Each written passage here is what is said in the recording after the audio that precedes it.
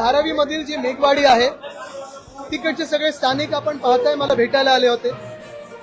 ह्या लोकांनी अदानी समूहावर असेल महाराष्ट्र शासनावर विश्वास ठेवून सर्वे करू दिला आणि सर्वेमध्ये आपण पाहतोय पहिलीच यादीमध्ये 80% लोकांना अपात्र ठरवलं. हा समाज जो आहे मेघवाडीमध्ये राहणारा जवळपास 150 वर्ष हा तिथे राहतो. सगळं काही स्लम एरिया नाहीये पण तरी देखील सर्वे केला आणि सर्वे झाल्यानंतर 80% लोकांना अपात्र ठरवून ह्यांना देवनारच्या कचऱ्याच्या ढिगाऱ्यावर पाठवणार हे अदानी, ह्याला आम्ही विरोध करणार म्हणजे करणारच. मुंबई ही निगोशिएबल नाहीये.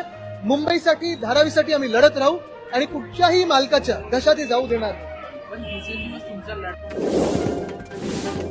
आक्रमक होते परंतु देखील अदानीकडून देखील वेगवेगळे पावलं उचलले जात आहेत. त्यांनी कुठचीही पावलं उचलल्या ते माहीर आहेत. जेव्हा जेव्हा मी अजून एक पाहतो सोशल मीडियावर, मी जेव्हा ह्या धारावीबद्दल लिहितो जास्तीत जास्त भाजपकडून ट्रोलिंग शिव्या आरोप हे धारावीच्या आणि अदानीच्या विषयावर होते.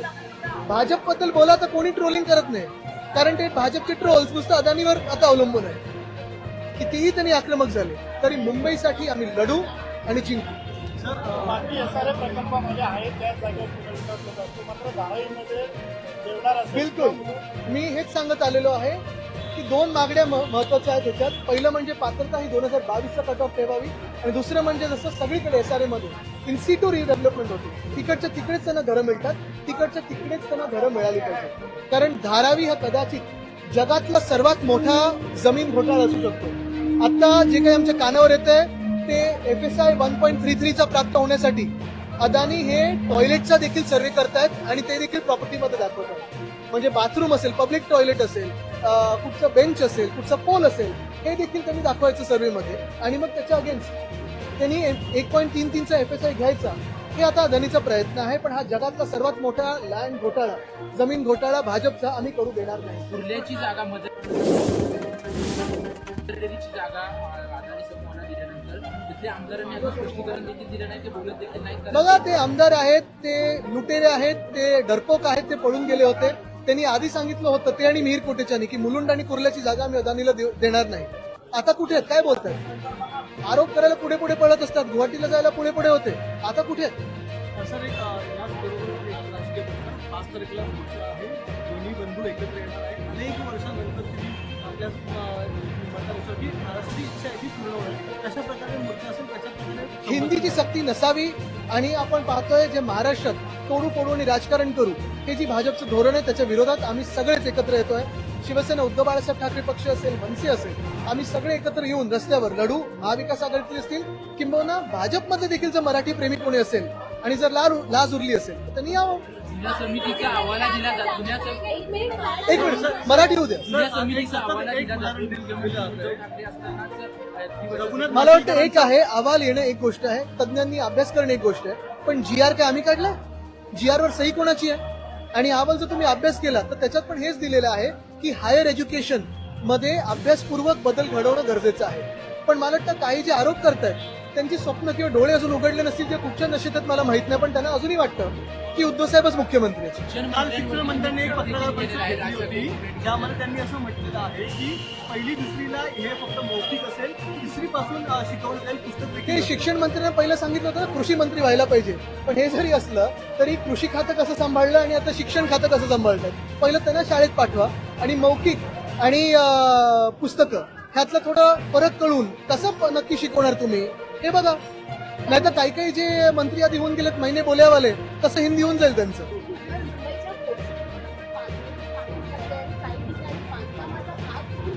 हो, मुंबईचं कोस्टल रोड हे आमचं स्वप्न होतं. आम्ही ते लोकांसमोर आणलं आणि काम सुरू केलं. भूमिपूजन करून पुढच्या कामाचे टप्पे देखील आम्ही दाखवले. जवळपास 80% काम पूर्ण झालं होतं. आमचं सरकार पाडल्यानंतर भ्रष्टनाथ शिंदेनी जसं समृद्धीमध्ये आज पाहतोय सगळीकडे खड्डे झालेले आहेत, ज्या कारणामुळे त्यांना गुवाहाटीला पळायला लागलं.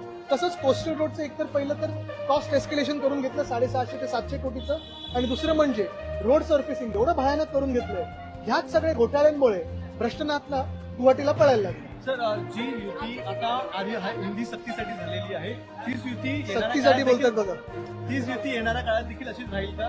निवडणूक बघा मी जर तर मध्ये जाणार नाही. एक महत्वाचं आहे की महाराष्ट्राची जी मनत असेल, जे तुमच्या सगळ्यांच्या मनत असेल ते निश्चित होईल.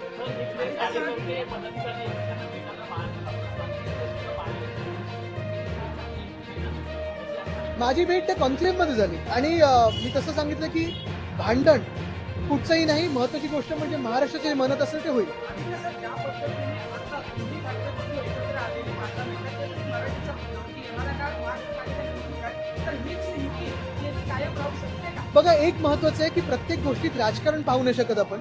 आज खरोखर धोका आपल्या मराठीला आहे, महाराष्ट्राला आहे. ज्या प्रकारे अदानीच्या घशात मुंबई टाकण्याचा प्रयत्न होतोय, मुंबईला मोठा धोका आहे. जी मुंबई आपल्याला लढून मिळवावी लागली तीच मुंबई फुकटात अदानीच्या घशात जे भाजप ताकद आहे त्याच्या विरोधात आम्ही रस्त्यावर उतरणार म्हणजे उतरणार आणि मुंबई कोणाच्याही मालकाच्या घशात जाऊ देणार नाही. हे छत्रपती शिवरायांच्या चरणी आम्ही वचन घेऊन उतरलेलो.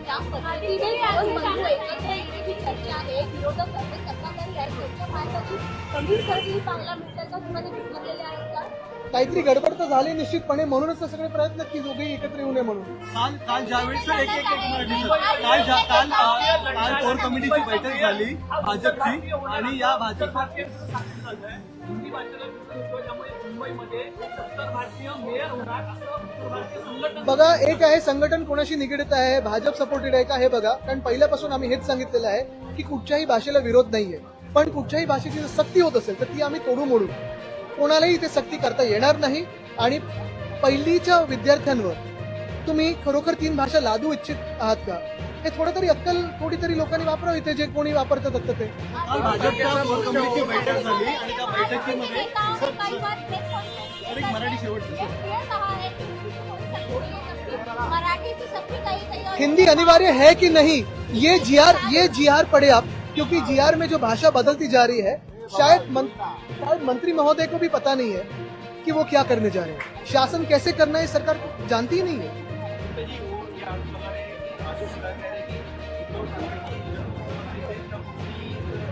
देखिए, उनको तो मैं ध्यान देता भी नहीं क्योंकि उनको साइकोलॉजिकल हेल्प की जरूरत है, बहुत सारे प्यार की जरूरत है, सिंपैथी की जरूरत है, तो उनको उन पे मैं बयान नहीं दूंगा.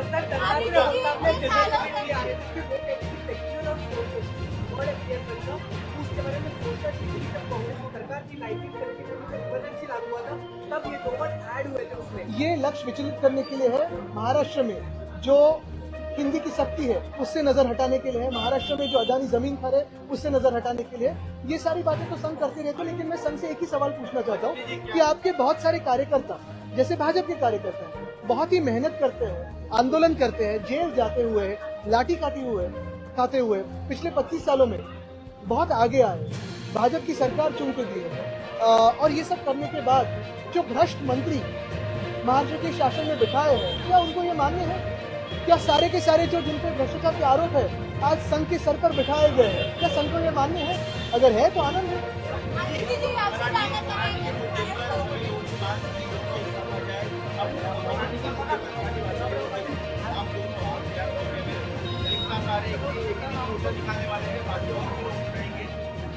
हमारी तो यही इच्छा है कि जो भी महाराष्ट्र प्रेमी है, मराठी प्रेमी है, साथ में आए.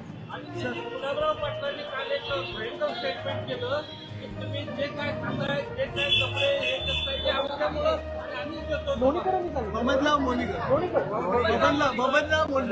लोणीकर तू लाभराव पाटील नाही सांगितलं ते, लोणीकरांनी सांगितलं. बरोबर आहे. आणि हेच मस्ती ते दाखवतात सगळीकडे, कारण ह्याचं एकच कारण आहे, जनतेतून निवडून नाही आलेत, निवडणूक आयोगाच्या आशीर्वादाने. हम एक विषय पे साथ में आए हैं और महाराष्ट्र की एकता दिखेगी. काल भाजपच्या कोर कमिटीची बैठक झाली, त्यामध्ये देवेंद्र फडणवीस यांनी आदेश दिलेले आहेत की सगळ्याच ठिकाणी आपण महायुती म्हणूनच लढणार आहोत. तर काय वाटतं, 2 भाऊ एकत्र येतात याचा परिणाम हा दिसतो? मला वाटतं एक आहे निश्चितपणे की जेव्हा महाराष्ट्र एकत्र येतो तेव्हा भाजपचं जे राजकारण आहे, महाराष्ट्राला तोडा फोडा आणि राज्य करा, ते फेल होईल हे आता त्यांना कळालं. धन्यवाद.